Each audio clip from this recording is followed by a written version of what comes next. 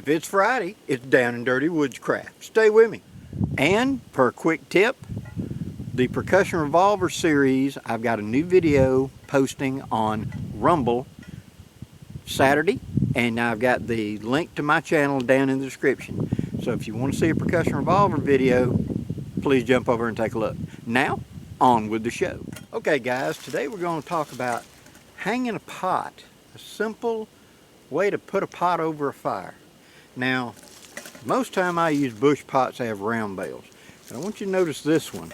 This one has a broad bale on it and makes it a little more difficult to hook something on it than a round bale because you got to be a little bit wider. So if you're going to make a hanging hook, make a wide hook like this, something that will fully seat on there and let the thing is. You don't want it to be a little bitty notch in there that may or may not hold it. You know, like that notch right there may or may not hold it.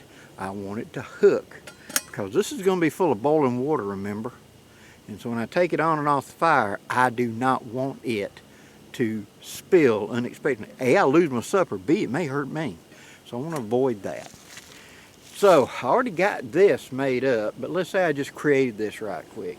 But I'm not wanting to do a whole bunch of work. I don't want to build a big old huge tripod or nothing. I just want to do something down low and quick, down and dirty. So we're going to make a quick way to put this pot. Now I've sourced off my landscape 2 poles, 2 sticks. On the one hand I've got one, probably about 6.5, 7 feet. And I'm going to take advantage of this natural V in it. I've cut it off with my saw.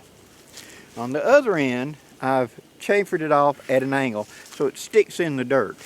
Now I happen to have a pretty good hill right here, so I'm going to put that hook up. I want to go up to the hill and I'm going to push that far end into the dirt to hold it securely. Now that end is anchored. For this to go up and down, I now need some sort of pivot point up here. And that we're going to make a simple bipod.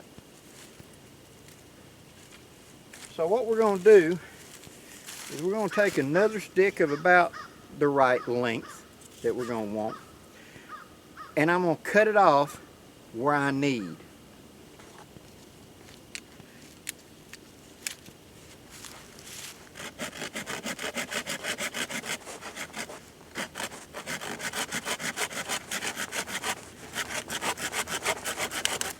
Like if you'd use that plumber's vice trick Dave Canterbury talks about, you wouldn't zig around like that. Yeah, but I got arthritic knees. Getting that plumber's vice hurts worse. So, I figure about, I'm going to cut this in half. So I want 2 equal pieces to be the part that holds it up. So I'm going to say about roughly there. Because how much is actually in a pot? No more than a couple pounds at most.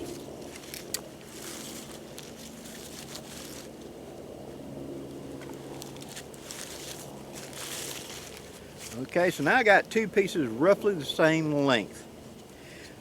I'm going to put the 2 big ends together, let the little ends be down there, and now I'm going to dig into my haversack and pull out cordage. All I want for this is a bushcraft zip tie, Canadian jam knot. That's all I need. So reach down in here, pull out my cordage set. And since I've got mine color coordinated, I know that the blue one is one of the zip ties. Put that back. Now I'm going to pull it out up here at top. And there it is, one bushcraft zip tie. See, now that I've got my jam knot, I'm going to go around my finger and form the loop. Remember what that is. These are my 2 locking. There's my key knot. I'm going to come to that, go around my finger, shove it up through there, just like that. Okay? So I've got this loop right here for me to go through in just a minute. Now I'll take that and put that like that so I don't lose it.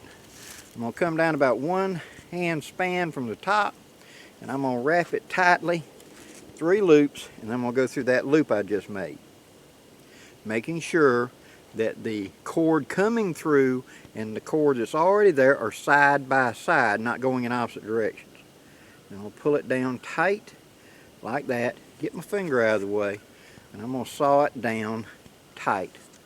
Now I can spread it out just like that. Now let me adjust the camera a little bit so you can see better. Okay, I'm going to put my fire in this area. I'm going to lift my pot up, set the 2 sticks down, stick them into the dirt, and then adjust this to the height I want, and then I'm going to hang my pot right there on that notch. Super simple. Let me show that from another angle. Okay, that end is jammed in the ground, so it can't come up. Here is my bipod. This allows me to adjust further back, as you see, rears it up. Further forward allows it down. Sticking these legs in the dirt makes them stable, and so this is stable like that. I can now take my pot on and off without worrying about it spilling. With this hook I left sticking up, I know my pot is not going to slide back down the stick, nor is it going to drape down far enough for it to slide off the front. So I've got a quick and easy down and dirty pot hanger that I build my fire underneath. Blackie, I need it lower. Make these a little bit shorter. That way, if I go further back, it lifts it up. If I come toward the front, it brings it down. But this would be a high, so if I'm going to have fire down here to boil water, I want it a little higher so I got lots of flames underneath. Nesmonk said it best, that we go to the woods to smooth it, not to rough it, and I fully agree. It does not have to be any more complicated than that. I quickly harvest off the land. If I was using my kukri instead of my saw, it'd be even quicker. 1 whack at the bottom at an angle, that's sharp to stick in the dirt. It's long enough, I take the 2 limbs off so I give me a place for the pot to sit up there. Okay? Next, I cut 2 sticks of the right length, make 1 piece of cordage to them to form a bipod that I can stick the 2 bottoms in the dirt, and the top is held by tension of the weight of the pot. Super simple. And whenever I get done, and I'm going to move on, because this may not be a camp. This is lunch. I'm stopping along the trail, and I've got a pot that I want to hang up and build a pretty good sized fire. Maybe it's a cold day, and I don't want to build just a little bitty tiny fire. I want a fire to warm up. I got to boil some water. I got to do several things, but I'm going to be moving on by the time this fire burns out.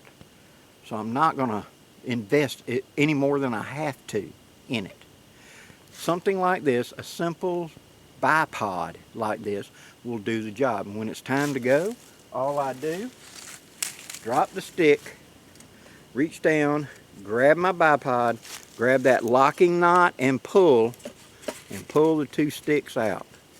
Just like that.